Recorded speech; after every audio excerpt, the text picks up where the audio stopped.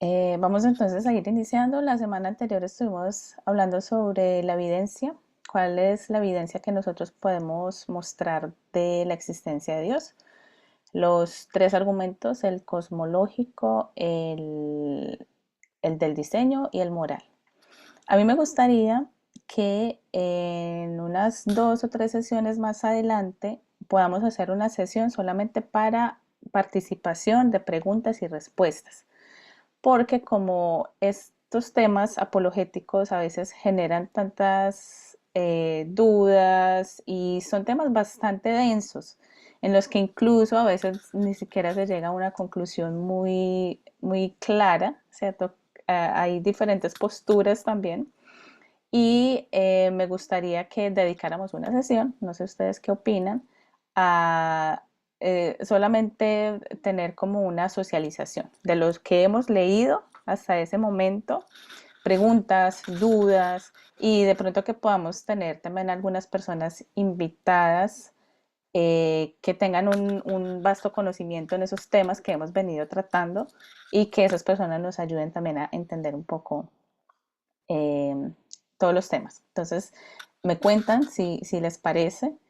Creo que podemos hacer la sesión de hoy y la próxima, que es todavía conversaciones acerca de Dios.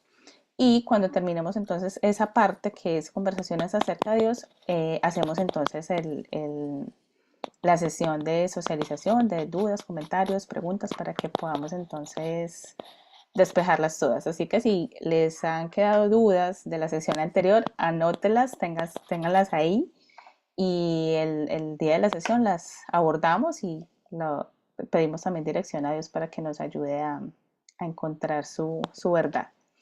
Entonces, bueno, vamos a arrancar hoy. Quiero pedirles, las personas que quieren leer, a ayudarnos con la lectura. Por favor, levanten sus manitos. A todos los demás, por favor, micrófonos cerrados durante el tiempo de lectura para que podamos tener fluidez.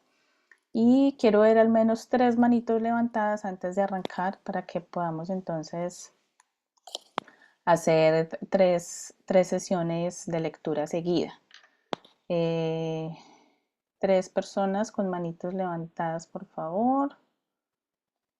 Para la lectura, procuro que no sean lecturas muy largas, entonces anímense, por favor. Todavía no, manitas levantadas.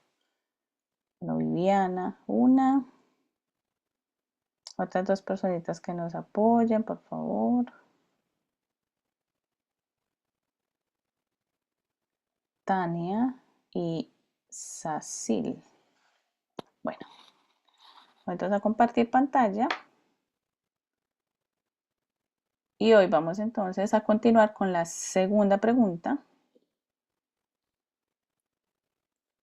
de conversaciones acerca de Dios.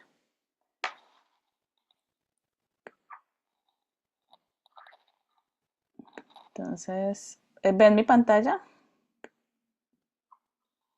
Sí la vemos, sí la vemos. ¿Está en buen tamaño, Viviana? Pues está un poquito lejos, pero lo que podríamos hacer es que cuando estemos leyendo le podemos hacer zoom. Normalmente uno le puede hacer zoom desde el celular. Ahí está un poquito mejor. Ahí está mejor, sí. Listo. Entonces,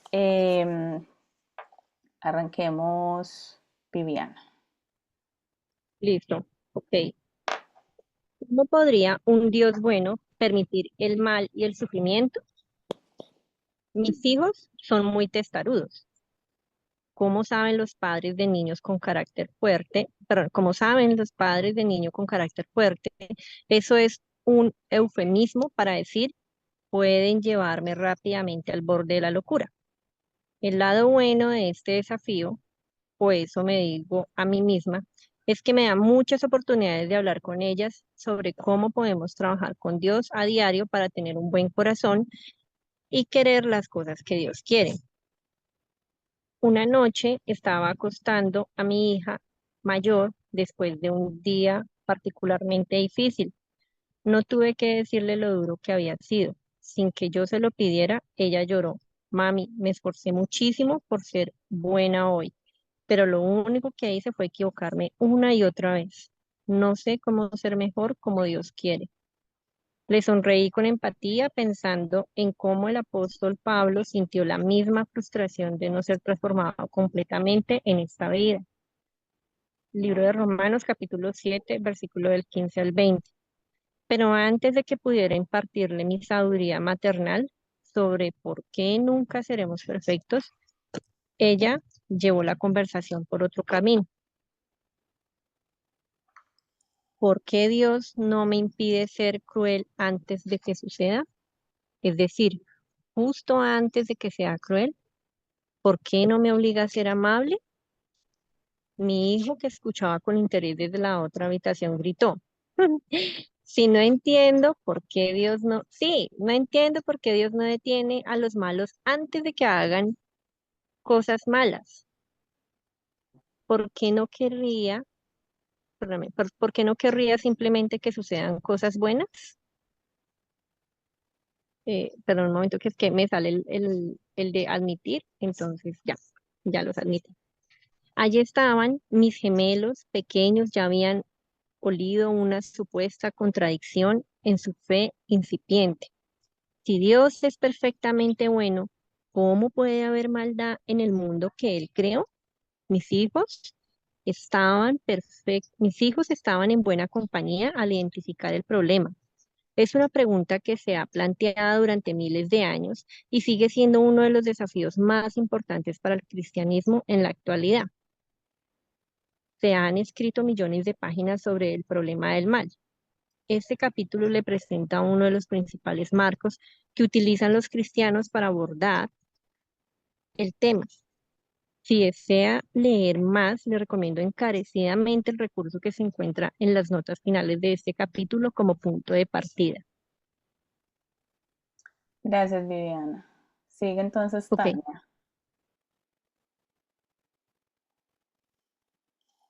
¿Flores? ¿De quién? ¿De Listo. quién? Dice, definiendo el problema del mal. En el capítulo 1 analizamos la afirmación de que no hay evidencia de la existencia de Dios.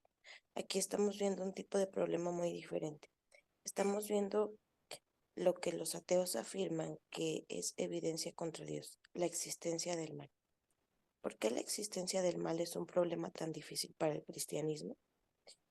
El meollo de la cuestión es este. Si Dios es totalmente bueno, eliminaría el mal. Si Dios es todopoderoso, podría eliminar el mal, pero el mal existe. ¿Cómo entonces se puede conciliar la existencia del mal con la existencia de Dios? Los cristianos suelen acudir directamente a Génesis 3 para responder a todas y cada una de las preguntas de esta naturaleza. Este es el pasaje que describe lo que a menudo se denomina la caída del hombre. Cuando Adán desobedeció a Dios al comer del árbol del conocimiento del bien y del mal, Dios dijo, porque escuchaste a tu mujer, comiste del fruto del árbol del cual te mandé diciendo, no comerás de él. Maldita será la tierra por tu causa, con dolor comerás de ella todos los días de tu vida. Espinos y cardos te producirán y comerás plantas del campo. Con el sudor de tu rostro comerás el pan hasta que vuelvas a la tierra, porque de ella fuiste tomado. Pues polvo eres y al polvo volverás. Génesis 3, 17 al 19. Muchos cristianos creen que todo el mal y el sufrimiento del mundo se remonta a esta caída. Dicho esto, hay un par de razones por las que necesitamos abordar el problema del mal más allá de una respuesta simple. La Biblia nos dice que somos un pueblo caído en un mundo caído. En primer lugar, cuando un ateo plantea el problema del mal, hay que tener en cuenta que esa persona no cree en la verdad de la Biblia. Para que nuestros hijos puedan dialogar con los no creyentes sobre este tema, necesitamos comprender cómo es lógicamente posible que Dios y el mal coexistan. La segunda razón es que el problema del mal puede ser muy emocional y a menudo está ligado a una experiencia personal trágica. Puede resultar difícil incluso para los cristianos comprender cómo la mala elección de una persona, Adán, condujo a todo el mal y el sufrimiento de nuestro mundo. Es aún más imposible de imaginar para los no creyentes que han experimentado la tragedia de cerca. Obtener una comprensión más profunda de cómo Dios y el mal pueden coexistir ayuda a todos, creyentes y no creyentes, a comprender mejor este difícil problema. Veamos ahora un marco que muchos cristianos utilizan para abordar el problema del mal. Gracias, Tania. Me aparecía Sacil con la mano levantada. ¿Dije bien el Sí, nombre? sí, está bien. Buenos Adelante, días. bienvenida. ¿Dios creó el mal? El problema del mal tiene muchos aspectos, pero el punto de partida de la discusión suele ser el siguiente. Si Dios creó todo y el mal es algo, ¿no significa eso que Dios creó el mal? Como los cristianos creen que Dios es perfectamente bueno y que solo creó cosas buenas, Génesis 1:31, puede parecer imposible responder a esta pregunta sin admitir una contradicción importante. Pero las premisas del argumento no son del todo correctas. Veamos por qué. No hay duda alguna que la perspectiva cristiana sostiene que Dios creó todo. Génesis 1:1, Juan 1:3, Colosenses 1:16. Los cristianos también creen que el mal es muy real. La razón por la que es importante señalar este punto aparentemente obvio, es que hay algunas religiones como Christian Science, ciencia cristiana, que afirman que el mal no es real. La parte complicada es que qué queremos decir cuando decimos que el mal es algo. Necesitamos entender que el mal es real, pero no existe como un algo por sí mismo. En cambio, el mal es la corrupción de algo bueno. No es tan difícil de entender como parece a primera vista. Pensemos, por ejemplo, en la podredumbre de un árbol. La podredumbre no existe por sí misma, sino que solo existe como una corrupción del árbol que antes era bueno. Otro ejemplo sería una herida en el cuerpo. Pensar en el mal de esta manera significa que Dios creó solo cosas buenas, pero el mal es la corrupción de su buena creación. Entonces, ¿de dónde viene la corrupción? Hasta ahora hemos establecido que Dios no creó el mal, pero el mal, la corrupción de algo bueno, sí ocurre y Dios obviamente permite que ocurra. Entonces, ¿de dónde proviene la corrupción? Primero consideremos la corrupción humana o mal moral. Más adelante en este capítulo consideraremos la corrupción en la naturaleza o mal natural, por ejemplo, tornados y huracanes. ¿Por qué Dios no creó seres humanos perfectos que no se corrompieran? La respuesta tradicional es el libre albedrío, que es nuestra capacidad de tomar decisiones sin coerción externa. Es una de las cosas buenas que Dios creó. Dios hizo posible el mal moral al darnos libre albedrío, pero somos nosotros los responsables de hacerlo realidad.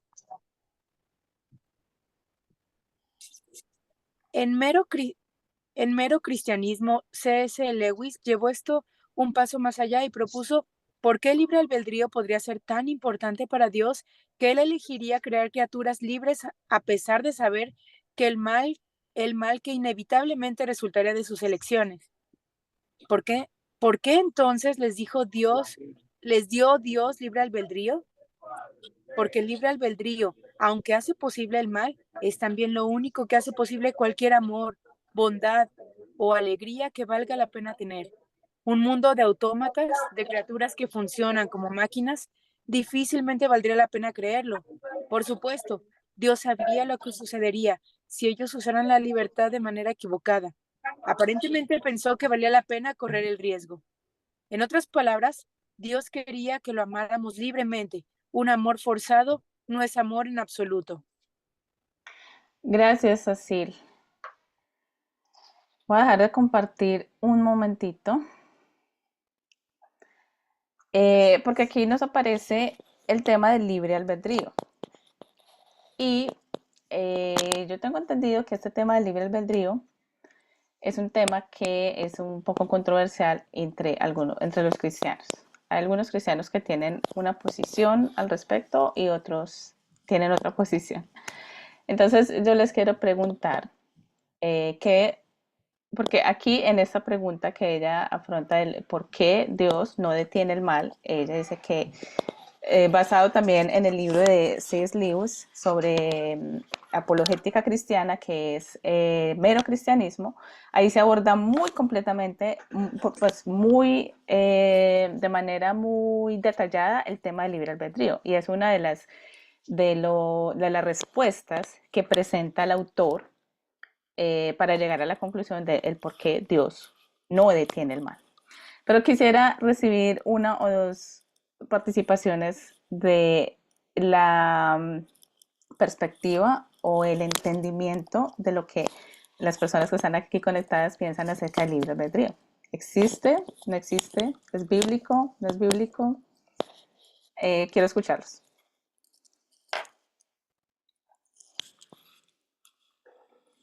No todos al tiempo. Si no, pues sí, hay personas que Yo, quieren Marlene, participar. buenos días. Paola, dale, solo Paola. Si hay personas que Buenos días. quieren participar y no pueden hablar, pueden escribir en el chat también mientras los demás participan. Adelante, Paola.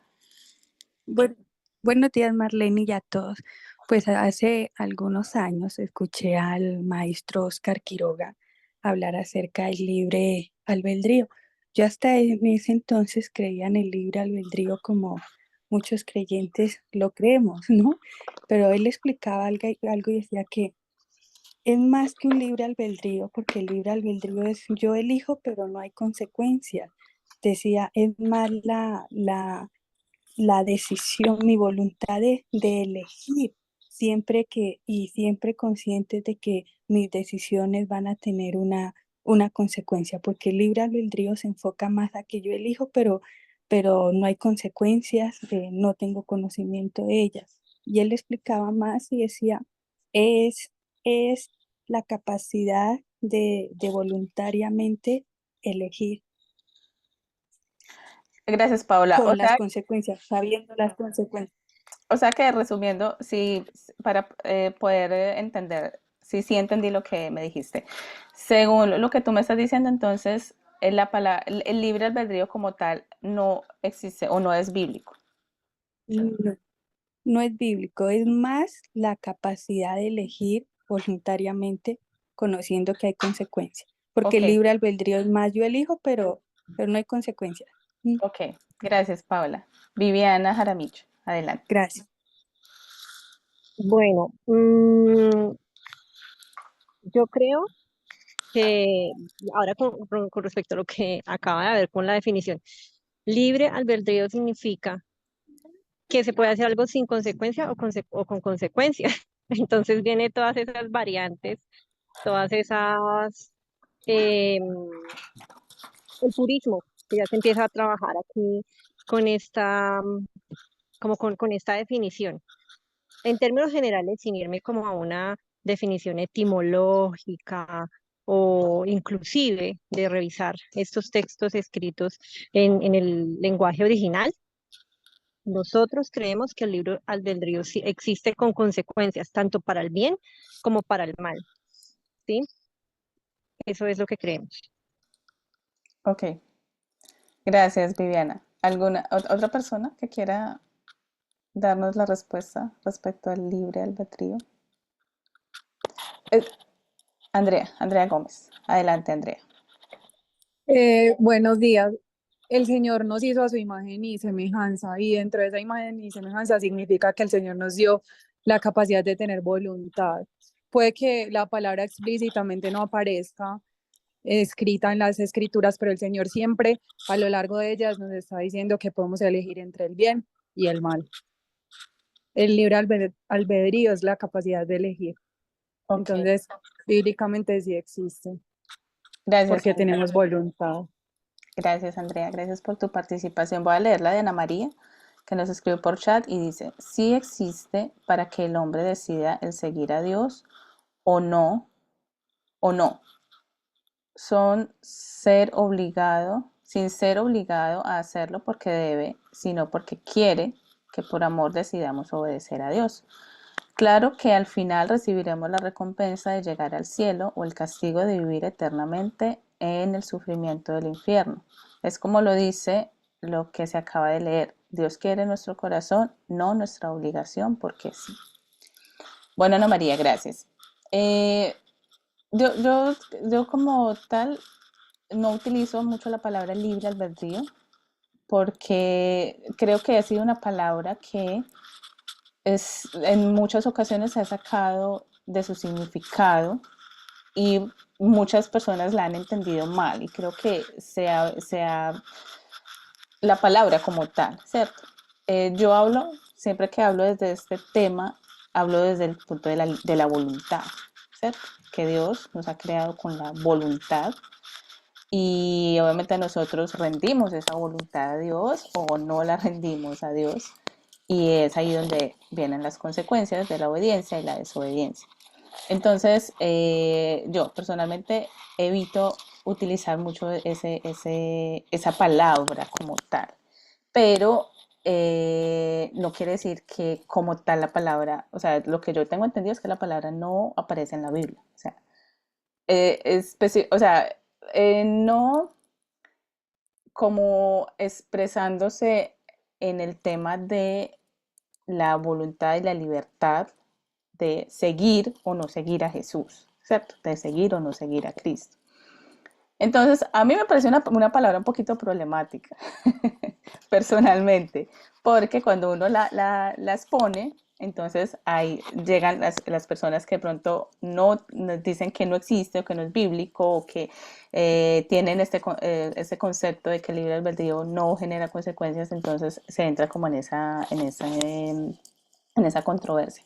Pero si hay algo claro desde mi punto de vista es que sí, obviamente hay una voluntad que Dios ha puesto en nosotros y lo quería aclarar porque el libro de Mero Cristianismo utiliza la palabra libre albedrío en casi todo el libro, pero cuando tú lees el libro, yo encuentro que la manera como los pone es muy bíblico. O sea, aunque él utiliza esa palabra, la utiliza para toda su defensa, al leer toda su apologética y toda su defensa, yo lo encontré muy bíblico, o sea, muy apegado a la escritura, ¿cierto? A lo que nos dice la Biblia al respecto. Y aquí Natasha Crane, que es la autora de este libro, también lo utiliza la palabra en muchas ocasiones. Entonces, por eso quería hacer esa salvedad. Vamos a dar dos participaciones cortas para poder continuar. Mariel y Noemí. Mariel, adelante. Hola, buenos días a todos. Simplemente comentar un poco sobre el tema que se está hablando y el libre albedrío. Bueno, nosotros creemos básicamente que el libre albedrío sí existe. Dios nos ha creado con libre albedrío con este aspecto de su voluntad. Y bueno, como nosotros somos semejantes a Él, podemos tener voluntad. Sin embargo, bíblicamente podemos saber qué es lo que las personas eligen. Bueno, nosotros al tener voluntad podemos elegir, pero también la Biblia nos dice que como nosotros somos pecadores, elegimos siempre de continuo el mal. Al menos no, cuando son personas que no están regeneradas, nuestra elección voluntaria como pecadores, como muertos en pecado, va a ser el elegir el mal. Y podemos ver eso bíblicamente. Si bien no, en Romanos dice que no hay justo ni en uno. En Jeremías también nos dice, ¿va a poder cambiar el etíope su piel o el leopardo sus manchas? Así vosotros podéis hacer el bien estando acostumbrados a hacer el mal. Y la Biblia nos dice que estamos muertos en pecado. Entonces, sí elegimos, pero elegimos hacer el mal, porque nuestra situación es pecaminosa.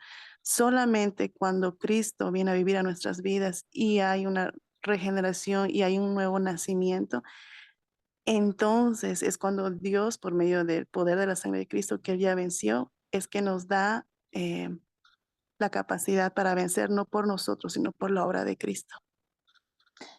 Muchas gracias, Mariel. Gracias por decir eso porque me recuerda justamente el texto que compartimos la semana pasada en Telegram sobre el padre que hace discípulos. y estaba hablando acerca de cómo nosotros debemos enseñarle a nuestros hijos la batalla entre la carne y el espíritu. Y eso que menciona Mariel es completamente lo que nosotros vivimos. Entonces, él explicaba muy claramente y creo que es bueno tener esta visión así. Cuando nosotros nacemos de nuevo, o sea, cuando estamos muertos en pecado, pues obviamente sabemos que no tenemos esa capacidad para elegir el bien, pero él dice, incluso cuando nacemos de nuevo, a través de venir a Jesucristo y experimentamos ese nuevo nacimiento, dice, la carne, el pecado ya no reina. Me gustó mucho como lo explicaba, ya no reina en nosotros, pero sí permanece. Ahí permanece. Entonces por eso es que esa lucha continúa. Aunque seamos regenerados, aunque hayamos nacido de nuevo, es importante entender que esa lucha permanece y va a ser nuestra lucha, nuestra y la de nuestros hijos, todo el tiempo que estemos aquí. Entonces, gracias Mariel por decir eso, porque sí es muy importante. Y por último, voy a darle a Noemí. Y a Viviana le voy a pedir que nos espere hasta la próxima participación para poder avanzar en la lectura. Adelante, Noemi. Buenos días. Sí, brevemente nada más decir que estoy de acuerdo en cuanto a que aunque el concepto de libre albedrío en la Biblia no existe, lo que sí existe es una responsabilidad y como tú lo decías, una voluntad, que es un regalo increíble de Dios en donde Él en amor nos permite tomar decisiones y no ser como marionetas, porque eso no es amor, el condicionarnos, el no darnos esa libertad. Y si no queremos usar el término libre albedrío, podemos usar el de libertad de decisión y libertad de voluntad. O sea, son realmente términos que tienen que ver con la decisión que está en nuestras manos de ante Dios y de vivir conforme decidamos. Gracias, Marle. Gracias, Noemí. Aquí tenemos algunos comentarios, vamos a ver si los leemos más adelante, si tenemos el ratito para leerlos. Alguien nos menciona el tema de Deuteronomio, dice, menciona la elección entre el bien y el mal. Hoy les doy a elegir entre la vida y el bien. Justamente el texto también que habla de las consecuencias, ¿cierto? De las elecciones. Teresa también habla de libre albedrío, está amarrado con la parábola de la siembra y la cosecha. Libre albedrío es para el incrédulo, es la capacidad de elegir hacer lo malo, en el creyente es la capacidad de elegir hacer lo bueno, ahora que el Espíritu Santo mora en él. Jessica Olivares, gracias por participar. Entonces, dos personitas más que quieran levantar la mano para lectura, por favor, para continuar. Dos personas más. Noemí se quedó con manito levantada, no sé si nos quiere apoyar en lectura o era para la sesión anterior. Andrea Gómez. Bueno, mientras Noemí me confirma, vamos con Andrea Gómez y Cristina. Entonces, vamos a seguir.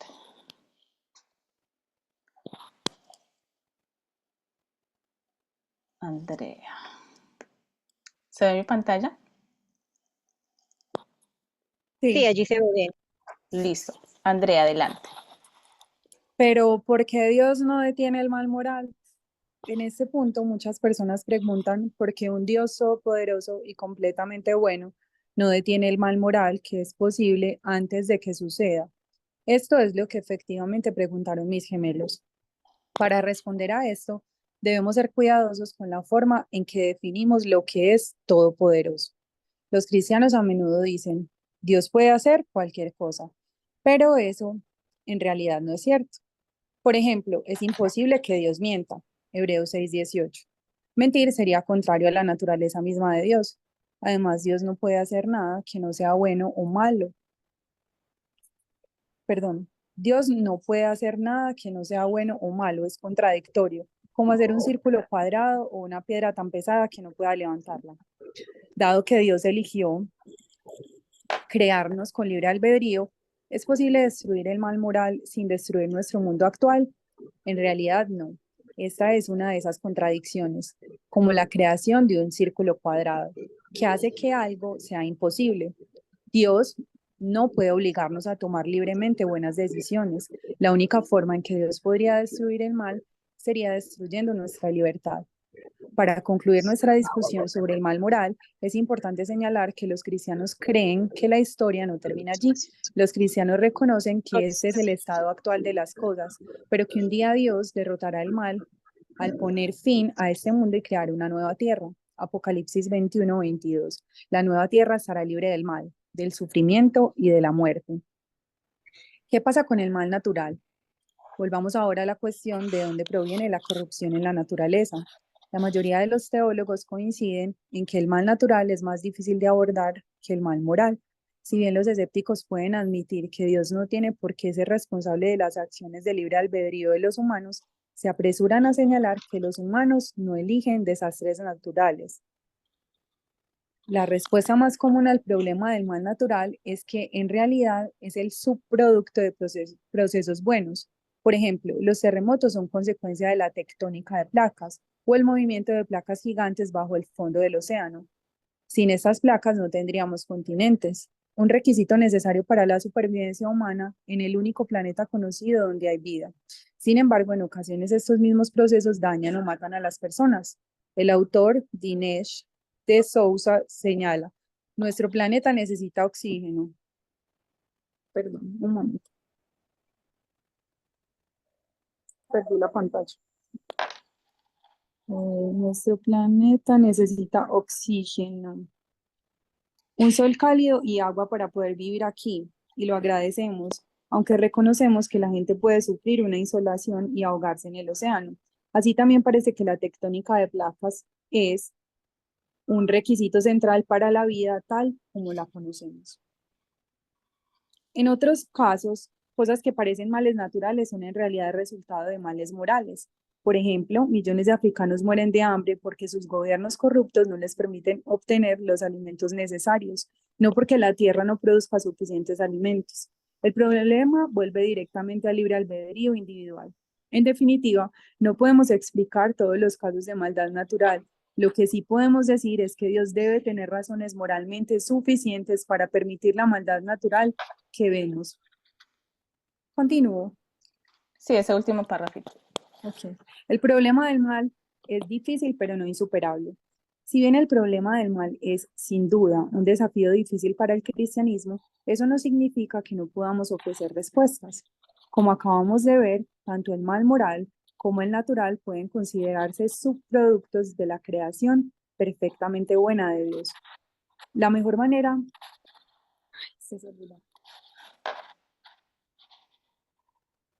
La mejor manera de ayudar a nuestros hijos en esta área es reconocer honestamente la enorme dificultad del tema y presentarles respuestas reflexivas como las que se ofrecen a continuación y señalándoles la evidencia abrumadora de Dios discutida en el capítulo 1. Gracias, Andrea. Cristina creo que tenía la mano levantada.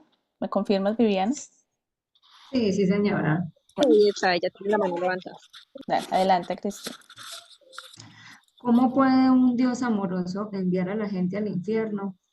Un amigo me dijo una vez, creo en Jesús y en todo lo que él enseñó, pero no puedo creer en el infierno. Pienso en cuánto adoro a mis propios hijos y sin importar lo que han hecho. Nunca quisiera que fueran castigados severamente. Dios sabe amarnos aún más que eso. Entonces, ¿cómo puedo crear el infierno?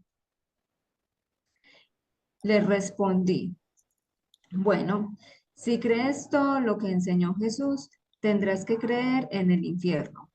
Jesús mismo habló de él como una realidad muchas veces. Mi amigo hizo una pausa por un largo momento y luego concluyó, simplemente no creo en el infierno. No había absolutamente nada que pudiera convencer a mi amigo de que cualquier tipo de castigo después de la muerte fuera una idea plausible. Amigo mío, muchas personas consideran que ese castigo está en total contradicción con un Dios amoroso. No se puede negar que el infierno es un tema muy difícil, uno de los más difíciles de abordar para los cristianos. Los padres a menudo evitan hablar del infierno con sus hijos porque les preocupa que les asuste o simplemente no saben qué decir. Pero la Biblia habla innegablemente del infierno como una dura realidad, por lo que es importante que no lo ignoremos. Además, circulan muchas ideas erróneas sobre el infierno y los padres cristianos tienen la responsabilidad de transmitirle a sus hijos una comprensión precisa de este tema. Cuando los jóvenes carecen de esta comprensión, suelen descartar rápidamente el infierno basándose en una simple reacción visceral. Pero el infierno es un tema demasiado serio como para dejarlo al árbitro de los sentimientos de nuestros hijos. Necesitamos orientar su comprensión desde una perspectiva bíblica. En las próximas páginas analizaremos 3 niveles de preguntas sobre el infierno que la gente suele agrupar sin saberlo en una gran objeción. Primera, ¿por qué Dios necesita castigar a alguien? Segundo, ¿quién debería ser castigado? Y tercero, ¿cuál debería ser la naturaleza del castigo? ¿Por qué Dios necesita castigar a alguien? La lógica de mi amigo de que cualquier castigo está en desacuerdo con el amor de Dios es muy común. Sin embargo, hay 2 grandes problemas con esa forma de pensar. Primero, ignora el problema del pecado. Y segundo, ignora el hecho de que Dios es amoroso y justo. Veamos cada uno de estos asuntos. Muchas gracias, Cristina. Voy a dejar de compartir 5 minutitos más para abrir una participación sobre el infierno. Cuéntenme, ¿hablan con sus hijos acerca del infierno? ¿Sí? ¿No? ¿Por qué?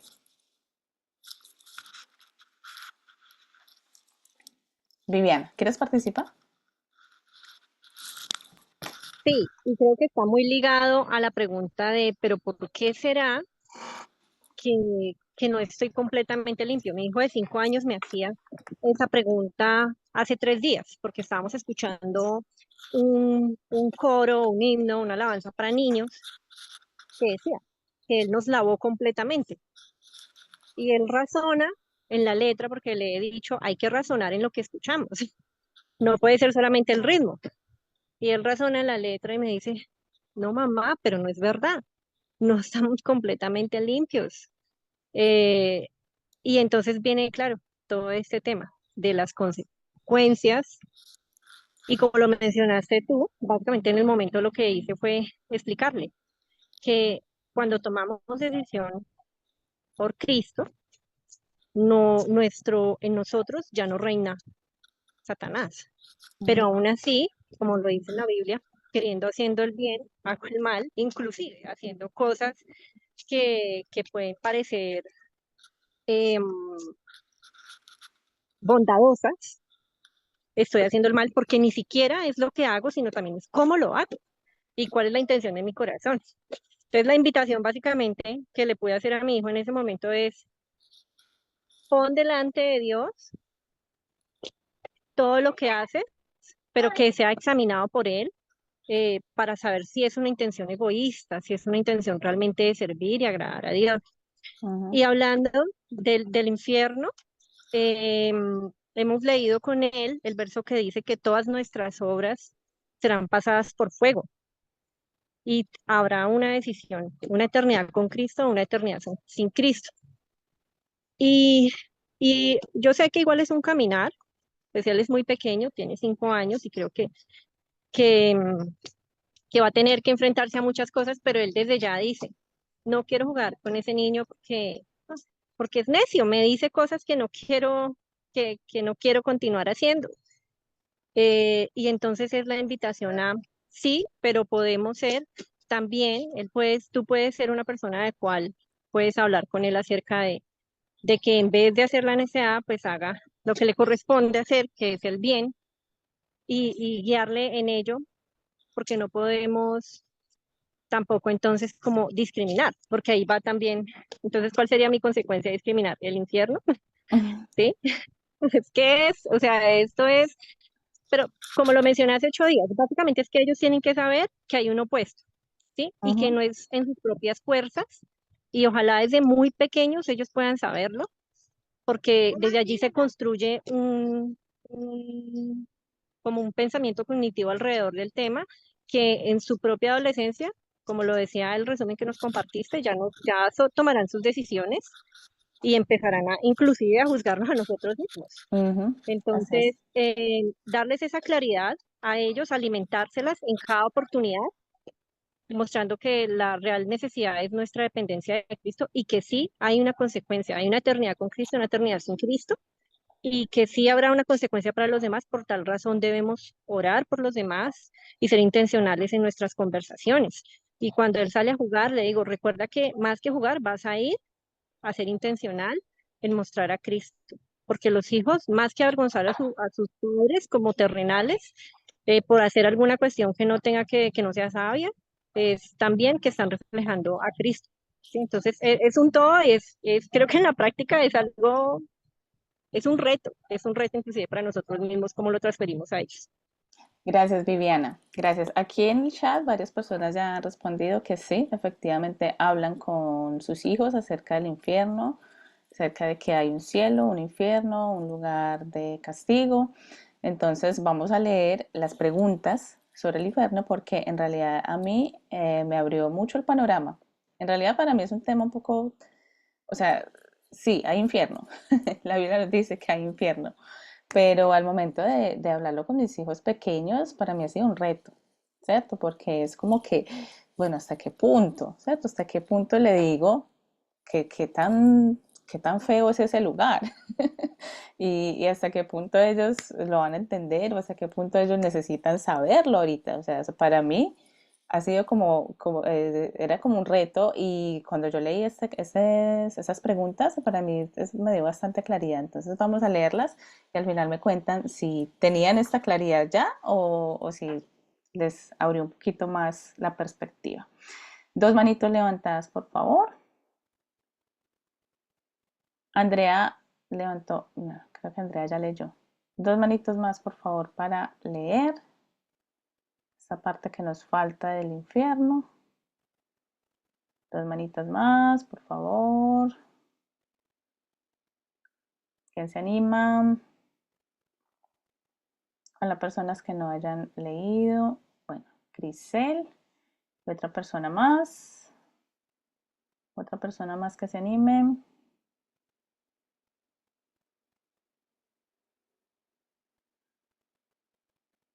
Y Jenny. Muchas gracias. Entonces vamos con Grisel y Jenny.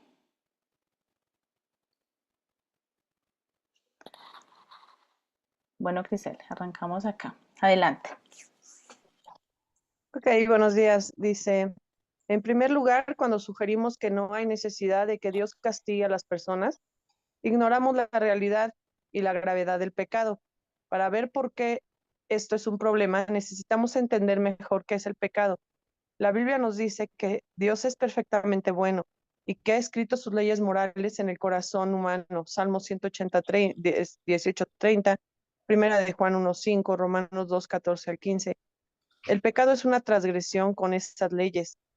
Si Dios no existiera, no habría pecado, porque no habría leyes morales contra las cuales pecar. Ver el capítulo 20 para más información sobre esto. Pero si existe un Dios perfectamente bueno y los humanos violan sus leyes morales, tenemos que preguntarnos, ¿qué debería hacer Dios al respecto? ¿Esperamos un castigo por quebrantar las leyes humanas? Así que, ¿por qué no esperaríamos un castigo por quebrantar las leyes divinas? ¿Leyes? Eso nos lleva al problema número 2. Cuando la gente no puede imaginarse que Dios castigue a alguien porque es perfectamente amoroso, se olvidan de que también es perfectamente justo. La justicia es la cualidad de otorgar de manera justa las recompensas y los castigos merecidos según su criterio de lo correcto y lo incorrecto. Hay numerosos versículos bíblicos que hablan de la justicia de Dios. A continuación, se presentan algunos de ellos. La roca, su obra es perfecta, porque todos sus caminos son justicia. Dios de verdad y sin ninguna iniquidad en él, es justo y recto. De Deuteronomio 32:4. El Señor está sentado para siempre.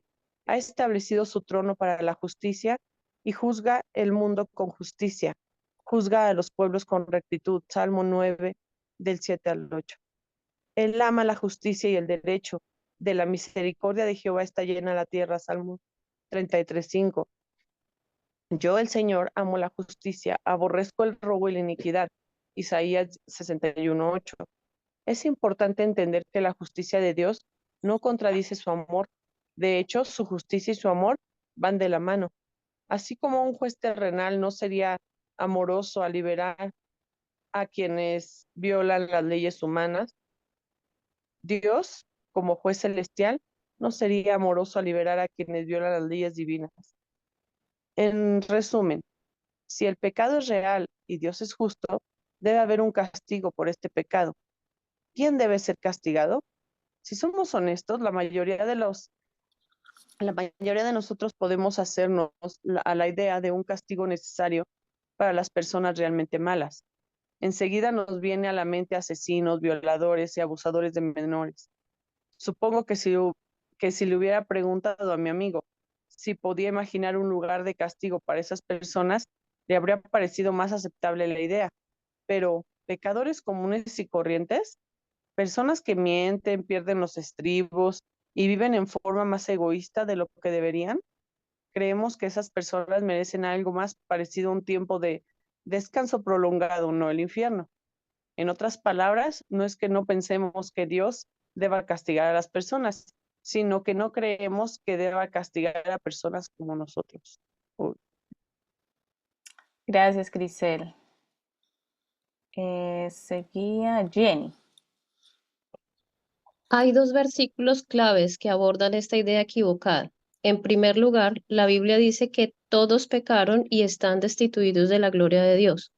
Romanos 3:23, énfasis mío. ¿Entendiste la palabra todos? Ningún ser humano moralmente digno de estar en la presencia de Dios es moralmente digno, perdón.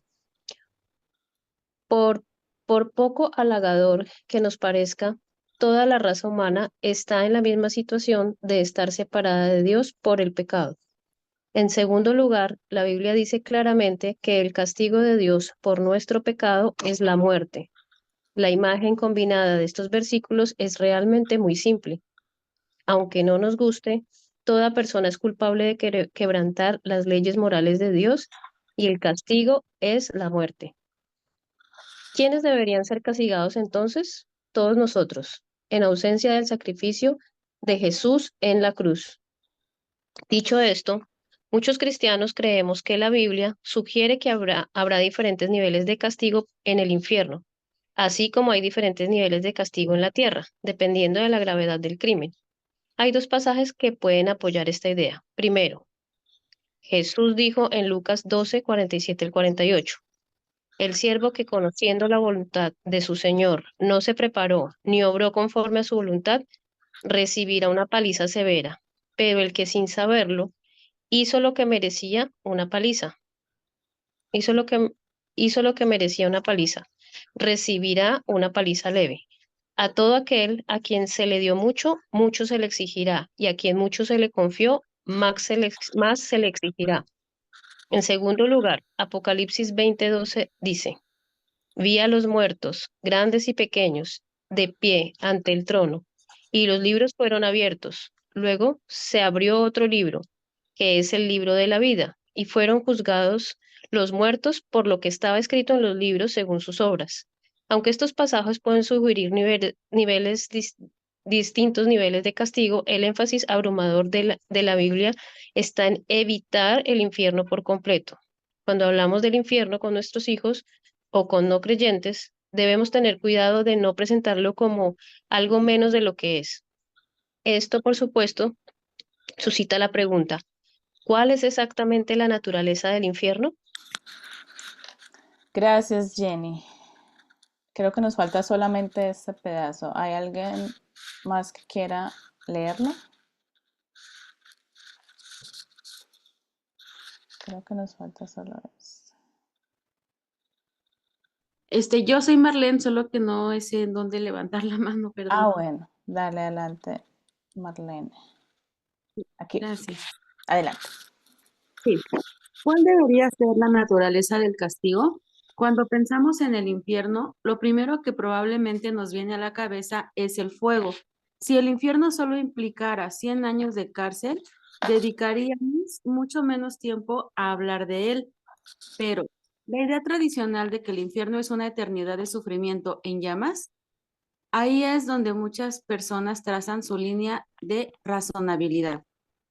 La idea de lo que es razonable no tiene necesariamente relación con lo que es verdad. Esto es lo que hace que el infierno sea un tema tan difícil de discutir. La gente a menudo supone que sus formas de pensar son las formas de pensar de Dios, pero la Biblia nos dice que ese no es el caso, Isaías 55:8. Sin embargo, sí sabemos que Dios es perfecto, por lo que su castigo debe ser justo, incluso si no lo entendemos completamente, porque no podemos usar nuestra propia vara para tener una idea de lo que es razonable para determinar lo que es verdad acerca del infierno. Tenemos que mirar lo que Dios ha revelado sobre él en la Biblia. Jesús se refirió al infierno como un lugar terrible que se debe evitar a toda costa, un fuego inextinguible, Marcos 9:48 al 49, una oscuridad exterior, Mateo 22:13, un horno de fuego, Mateo 13:42, un lugar de llanto y crujir de dientes, Mateo 8:12, y un lugar de destrucción espiritual y corporal, Mateo 10:28. La severidad del infierno es algo en lo que todos los cristianos están de acuerdo. Sin embargo, hay diferentes puntos de vista sobre qué es exactamente el infierno y cuánto durará. Quienes sostienen la visión literal creen que el infierno es un lugar de fuego real, donde quienes rechazan el regalo gratuito del perdón de Jesús experimentarán una muerte consciente e interminable tormento. Quienes sostienen la visión metafórica creen que el infierno es un castigo eterno de algún tipo, pero no un fuego literal. Dicen que el fuego es simplemente un símbolo bíblico del juicio. Quienes sostienen la visión condicionalista creen que quienes no son salvados eventualmente dejarán de existir. En lugar de sufrir un tormento sin fin, dicen que las muchas referencias bíblicas al castigo eterno o perpetuo se refieren a la finalidad del castigo, no a su duración. Continúa, porfa, que creo que falta un pedacito más y ya. Sí. No es el objetivo de este capítulo exponer los argumentos bíblicos a favor de cada uno de estos puntos de vista. Si te interesa leer más, te recomiendo el libro 4 puntos de vista sobre el infierno de John Walworth, William Crockett, Zachary Hayes y Clark Pina. Perdón por mi inglés.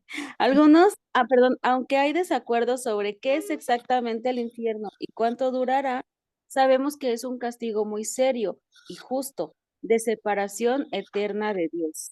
El infierno es una dura realidad, pero también es una elección.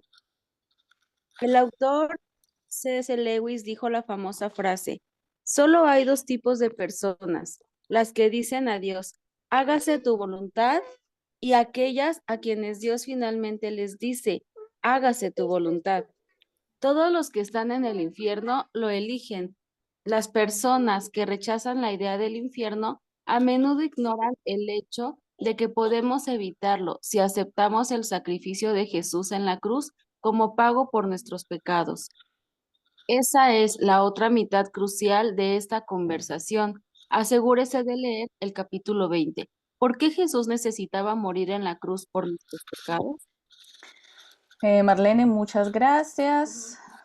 Aquí terminamos nuestra lectura de hoy y para finalizar quiero que podamos leer estas tres posiciones, al menos en las que ella ha resumido tres posiciones respecto a la visión que los cristianos tienen del infierno: visión literal, visión metafórica y visión condicionalista.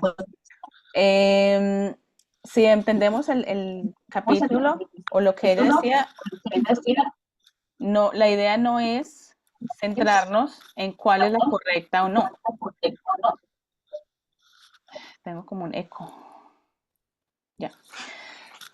Pero sí me gustaría, al menos yo quiero conseguir ese libro que ella menciona ahí, porque sí me gustaría profundizar más en estas visiones. Yo he tenido mi visión, ahorita se las digo cuál es. Todo este tiempo, pues desde que soy cristiana, desde niña, he tenido una visión respecto a cómo va a ser el infierno. Pero me gustaría que ustedes me escribieran y los que quieran participar, ¿qué visión tienen ustedes de cuál es la naturaleza del infierno? O sea, ¿es literal lo que nos dice la Biblia? O sea, fuego ardiendo. ¿O es una visión metafórica? O una condicionalista, que creo que la condicionalista no es tan, al menos yo no he conocido a nadie que tenga esa visión condicionalista, pero ¿qué me dicen ustedes? Yo, hermana. Marlene.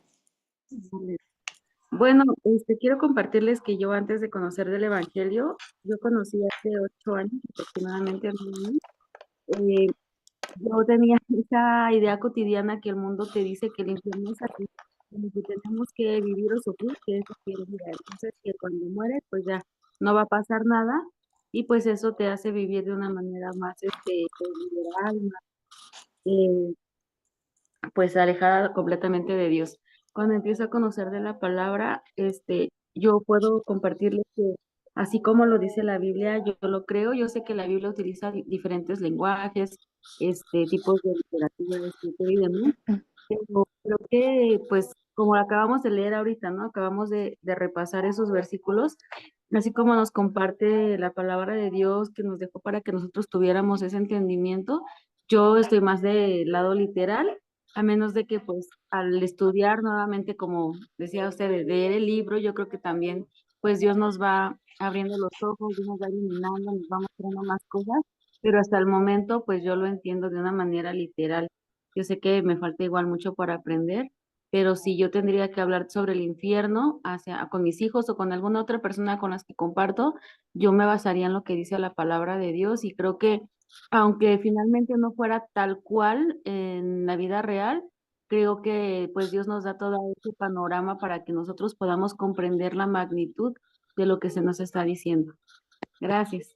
Gracias Marlene, a ti. Literal, dice Marlene. Andrea Gómez.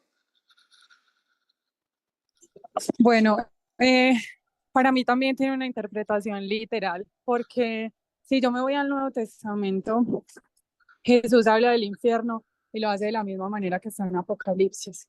Entonces la Biblia tiene interpretaciones que son alegóricas y literales, pero en este caso cuando Jesús lo menciona, no lo está haciendo de una manera alegórica. Y pienso que para hablarle a los niños acerca del infierno, hay que hacerlo de la manera en que está escrito en la Biblia. La Biblia cuenta una misma historia, ¿cierto?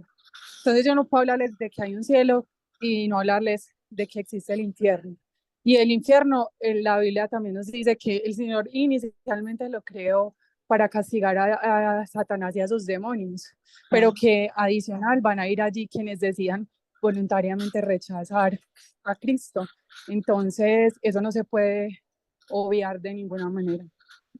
Gracias Andrea, también literal. Paula, de Colombia. Adelante. Yo pienso que también, hola, buenos días. Yo pienso que también es literal. Y digamos, para mi chiquis de 5 años, él ha escuchado la canción de Juan Luis Guerra, que dice, en el cielo no hay hospital. Y él la cantaba, entonces yo le decía, sí, la Biblia dice que en el cielo no va a haber llanto ni dolor, pero que en el infierno sí va a haber dolor, llanto, sufrimiento, y yo sí creo que es literal. Ok, gracias Paula. Y Viviana. Quería compartir, básicamente es también nuestra responsabilidad como padres, que somos quienes reflejamos a Dios, aun cuando son ellos pequeños, para nuestros hijos que no toman todas sus decisiones. Y es la responsabilidad de cómo hablamos de esto a ellos, decirlo así como sin manipular, sin el propósito de manipular, Por eso todo lo que uno habla acerca de la escritura debe ser hablado, guiado por el Espíritu Santo, porque cualquier cosa que se hable de la escritura, por más verdadero que sea, pero si no hay guía del Espíritu Santo, igual va a deshonrar a Dios. Y no es como no hiciste eso, te vas para el infierno. Ay, tómate la sopa si no te vas para el infierno. O tal cosa así, o sea, como todo ese tipo de cosas que suena inclusive hasta como, pues en mi caso suena como loco pensar que se podría decir eso, no se lo diría a mi hijo, pero sí lo hacen, sí pasa, ¿sí? Lamentablemente. Entonces, nuestra responsabilidad de no generar una manipulación espiritual, porque realmente es una decisión que sí o sí ellos van a tomar, siendo más adultos van a tomar esas decisiones, y a veces por eso mismo también se levantan personas que terminan blasfemando de la palabra, porque no se le dio la presentación de la palabra como tiene que estar allí escrita literalmente. Y Ujú. básicamente lo que yo le digo a mi hijo es que mira, ahí está escrito, como ya está aprendiendo a leer, léelo tú, no lo dice la mamá, no se lo inventa la mamá, está ahí escrito. Y, y aún que cuando esté escrito tenemos que pedir sabiduría y guía de Dios y el Espíritu Santo para poder aplicarlo de la manera correcta. Gracias. Gracias, Viviana. Gracias a todos los que participaron con sus respuestas. Mi interpretación del infierno también siempre ha sido literal. Aunque en la universidad me encontré con un compañero que, o sea, definitivamente me dejaba sin argumentos, o sea, yo me quedaba completamente callada porque él empezaba a argumentar desde su perspectiva completamente filosófica y bueno, decidí no volver a hablar del infierno con él. Pero mi interpretación siempre ha sido literal. Sí me gustaría leer más del tema porque en realidad sí siento que es uno de esos temas que incluso como yo crecí, nací, por decirlo así, en el cristianismo y yo creo que es uno de los errores que a veces uno puede cometer y es el hecho de que como yo me creí cristiana toda mi vida, yo nunca me imaginé en el infierno. O sea, nunca percibí como que el infierno fuera un lugar para mí, ¿cierto? Y aunque en la iglesia hablaban del infierno, aunque en mi casa leíamos la Biblia y encontramos del infierno, yo nunca me sentí como que era un lugar al que yo podía ir. Y cuando yo verdaderamente me encontré cara a cara con Dios, por decirlo así, cuando tuve verdaderamente ese momento de conversión, porque cuando si leyeron el texto, o sea, cuando uno es un cristiano de segunda generación, como me pasó a mí, su proceso es muy diferente. O sea, por ejemplo, mi esposo es un cristiano de primera generación, entonces él tiene su historia de conversión, ¿cierto? El momento en que él aceptó a Cristo, él vio a Cristo, lo aceptó. Yo no tenía eso, o sea, yo decía, o sea, ¿cuándo me convertí yo? Si yo toda la vida he estado en la iglesia.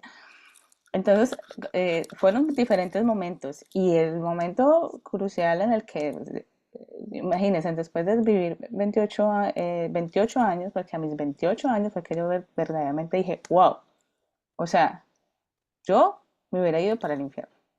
O sea, definitivamente, si yo en ese momento no verdaderamente hago un compromiso serio con el Señor, o sea, el infierno hubiera sido mi lugar. Y yo nunca lo consideré, ¿cierto? Entonces yo creo que es importante, también lo que decía Viviana, de que le demos a nuestros hijos verdaderamente esa visión, ¿cierto? Y que nosotros, y lo que decía aquí Natasha en el texto, nosotros como cristianos que estamos verdaderamente con el deseo de conocer a Dios y de estar con Dios cada día, creo que una de las cosas más duras para nosotros del infierno sería la separación de Dios, ¿cierto? Es ese, más allá del dolor que se pueda experimentar, de si es fuego real, si no es fuego real, si es un dolor físico o no físico, o sea, no sabemos cómo será esto, pero más allá de todo ese dolor que se pueda experimentar, creo que es esa conciencia de la separación eterna de Dios, ¿cierto? Creo que es eso lo que, al menos cuando yo terminé de leer este texto, yo decía, wow, es eso lo que nosotros debemos mostrar a nuestros hijos, ¿cierto? Esa es la consecuencia más dura que nosotros podamos vivir. después de conocer a Dios, de saber quién es Dios y caminar aquí en esta vida con Dios y saber que pronto no vamos a experimentar esa vida eterna con Dios. O sea, eso es, creo que es lo que más, al menos de mi parte. Pero bueno, hemos terminado entonces ya este capítulo sobre el mal, el sufrimiento, el infierno. La próxima semana vamos a finalizar con otras 2 preguntas acerca de conversaciones sobre Dios y ya cerraríamos esta primera parte de las conversaciones sobre Dios. Y ya pasaríamos a la segunda parte, que es conversaciones sobre la cosmovisión y la verdad. Me parece esa parte genial, genial. Hoy en día que estamos viviendo la era del relativismo, donde ya la verdad no existe, pues al menos han querido borrarla. Entonces, bueno, vamos entonces a terminar. Gracias por estar aquí. Y en un ratito les subo entonces el video a YouTube para las personas, para que lo puedan volver a ver y bueno, vayan guardando sus aportes, sus preguntas para más adelante. Bendiciones a todos. Gracias por... Qué pena, no alcanzamos a leer todos los comentarios que teníamos acá, qué pena, sino que ya se nos fue un poquito el tiempo. Bueno, la mayoría de los que comentaron acá, literal, ¿cierto? Votaron por literal. Creo que ninguno dijo que era alguna de las otras 2 opciones. Yo creo que es literal, que el infierno fue hecho para los que no aceptan a Cristo. Esa es la condenación. No fue hecho para los hijos de Dios. Para los hijos hay diferentes posiciones y galardones. Muchas gracias, me encantó. Gracias a Dios por conectarte, Mónica. Gracias, gracias. Bueno, bendiciones. Nos vemos la próxima semana, queriendo Dios. Gracias, Dios los bendiga. Bueno, chao, nos vemos. Muchas gracias. Gracias, Dios les bendiga. Gracias.